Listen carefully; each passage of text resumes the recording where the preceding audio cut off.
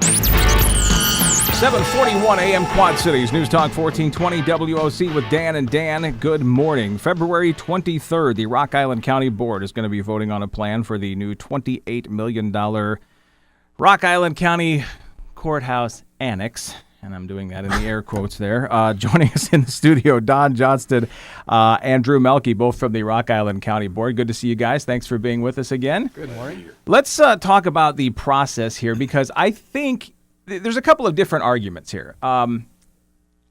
Whether or not we need a new courthouse, I kind of lean towards the fact that we do. I mean, if you've been in the courthouse, and it's 100, how old is that building? It's 100 and... 1890. Yeah, I mean, it's... Yeah, it's old. Right. It's old. And look, and things and not are well maintained. Right, and things are different than they were 100 years ago in the county. All right, we get that. I mean, I think it's probably time for a new building.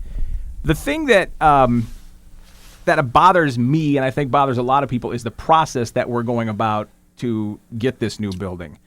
It went to the voters a couple of times, and the voters said, nope, these were the plans you guys have put out here are too expensive. This is not what we want. And now they're using the Public Building Commission, which was specifically set up to build the jail. It was written very specifically into where they put the Public Building Commission together.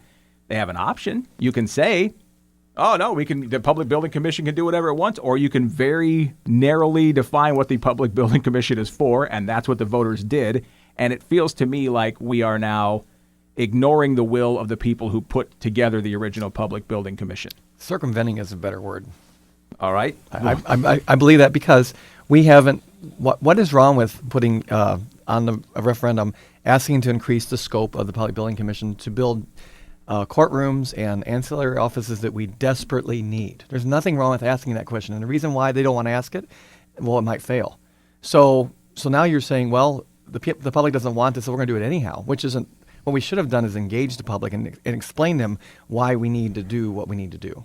Well, what leaves a sour taste in everybody's mouth, or a lot of people's mouth, is the fact that you've got a judge who kind of forced the issue, and then, his fellow associate judges are ruling on what he's suing the county for.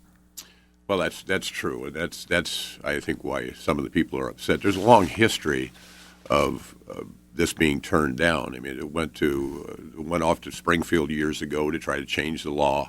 They put a bill in, and there was such public outrage they retracted the bill, and so that the trust of this county board is loose at the very least. The process they went through now, in my view, should have been outside the 14th district. The chief judge took it to an associate judge in Henry County, who they and the other principal proponents, the circuit judges, appoint every 4 years. Now, having said that, everything went through legally and all that, and I would like to add this to it. I've known Walter Broad, or Judge Broad, for over 30 years. He's an honorable man. It's just that this gives the perception of a conflict of interest, and should, in my view, and I think Drue, should have been put on the ballot as a referendum. So what can people in the county do at this point? I mean, really, it seems like this is going to go through no matter what. I mean, it's going to pass on the 23rd, right? I mean, there's no... I suspect it will, yeah. Unless, I mean, there's always the public pressure, if people call their board members and that type of thing. That has turned around things before, but it's going down the pike, so to speak. It's a good plan. That's the amazing part about it. It's a good plan and well needed. I think it could be promoted properly and could probably pass in a referendum. It's certainly a lot lower cost than what they've had in the past. But we govern under crisis, and the crisis of the day is the supposed tax freeze in March 1st. Illinois State is, I don't see that happening, but that there's always this immediate urgency that we got to act now. We got to act quick. Don't think too hard about it. We got to do this now. And I don't like crisis management. Yeah. And the plan, I mean, one could even argue, I mean, that's okay. That's fine. But maybe we need to step back, and maybe we need a whole new building. Maybe we need to talk about putting county offices and everything in one building. And the problem is when you do it this way, when you're doing this with such a narrow scope, you take out the possibility of adding any of these other things to it. This is a brand new building. It's 4 stories, and it's 6 courtrooms. This is a considerable. But it's attached, isn't it, to the? It's attached, but it's still. I would call it a separate building. Yeah, really. Well, except they can't call it separate. Yeah, I was No, gonna say, I know. Exactly. I'm saying if It's we're all calling it a semantics. separate building, that's against the rules. I'm calling it a separate building because Yeah. it's separate. You know, it's Yeah. not there now, and it will be soon. So Yeah, that's, with this Public Building Commission. And again, the Public Building Commission is probably the way to do it Yeah. for financial reasons. yeah, we don't disagree on that because it's actually better to get bonding power, Right. lower rates. Everything is right except for not asking the public and not engaging them. But well, I was just going to say, Dan brought up an interesting point. Are you going to be able to have any county offices in that building? Because you got a problem there too. Well, we brought this up at a meeting, I think, back in June, where I had a little spirited debate with Judge Broad at that time.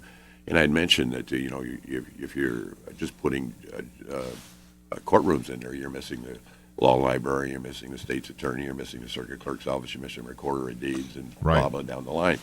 Well, of that courthouse, I think this plan calls for everybody being in the new section except for the recorder of deeds, and they're working on some things down the road. But you're right; it would have been a lot better years ago if we'd have got with Rock Island and solved some problems and right in that vicinity and had everything built right then. But it would have probably cost a lot more than $28 million, and would have been a more practical way to go, I believe. We need to take a quick break. If you guys can hang on, we have a few more questions Sure. for you. And again, this is coming up next week, February 23rd at the Rock Island County Board. So if you would like to voice your opinion to your county board member, this would be a good time to do it. It is 7:47. We'll take a quick break. Be right back. It's Dan and Dan, and this is AM Quad Cities.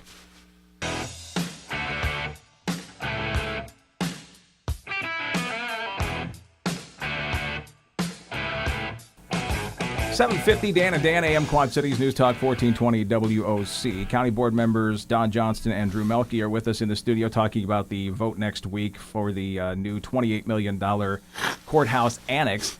I think it's worth having a discussion, and maybe we only have about 5 minutes here, so it's probably going to be a lot longer time we need to talk about this. But part of the reason we need this new courthouse is because of the lack of maintenance and lack of care of the current courthouse. Now, again, it's a 100-year-old building, and at some point you're going to have to, move out of that building. But it might not be right now had we taken a little bit better care of this building, right? That's true.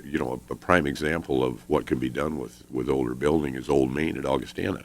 Yeah. Which is pretty much the same building, and they restored the whole inside for $9 million, the whole building for $13 million, and closed off the atrium and gained 35% more space in the building. And obviously, it was taken a lot better care of than what the Rock Island County Courthouse has been over the years.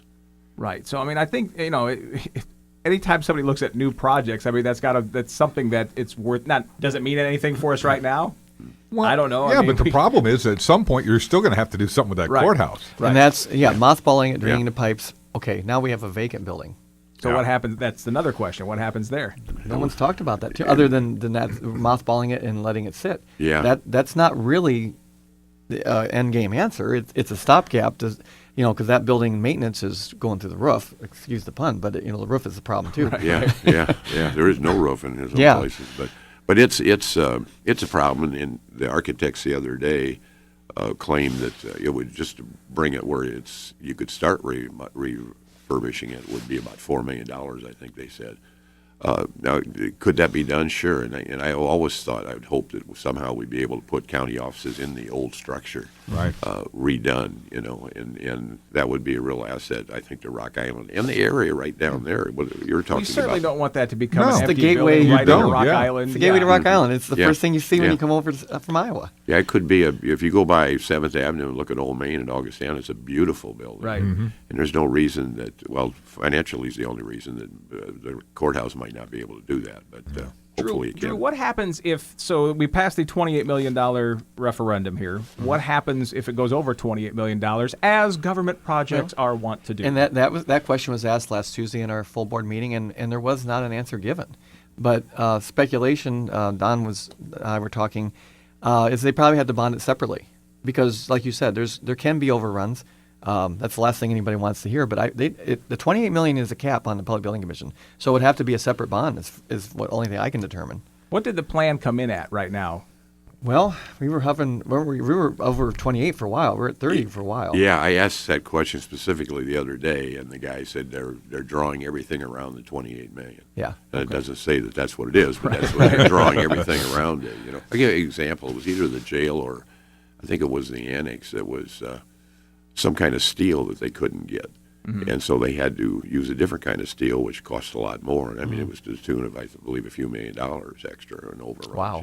But as well as some other things probably. But there's overruns in these projects, no doubt about it. And we'll just have to deal with that as it comes. So as it stands right now, are you both voting no next week?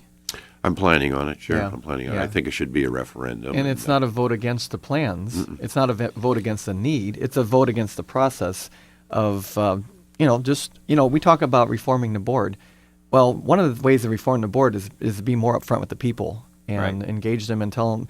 And I don't use the word transparent anymore because that's overused, but my word is upfront. Tell people what we're doing, why we're doing it, and I believe that they will buy into it. I trust the voters that they're going to trust us to do the right thing. See, but we got to tell them what we're doing. Yeah, I look at this, and what bothers me about this is that this fosters. I believe this is exactly what fosters mistrust of government, because like I said, when the people put the first Public Building Commission plan together, they very specifically said what it's for, very specifically. And you give a little bit of, we give you a little bit. All right, it's specifically for the jail. Well, now we're talking about building a courthouse using that same commission, and this is the kind of thing where people say, see, this is what government does. Well, and that's why we speak up. Don is a Democrat, I'm a Republican. This is not about party. It's not about partisan issues. It's about good government.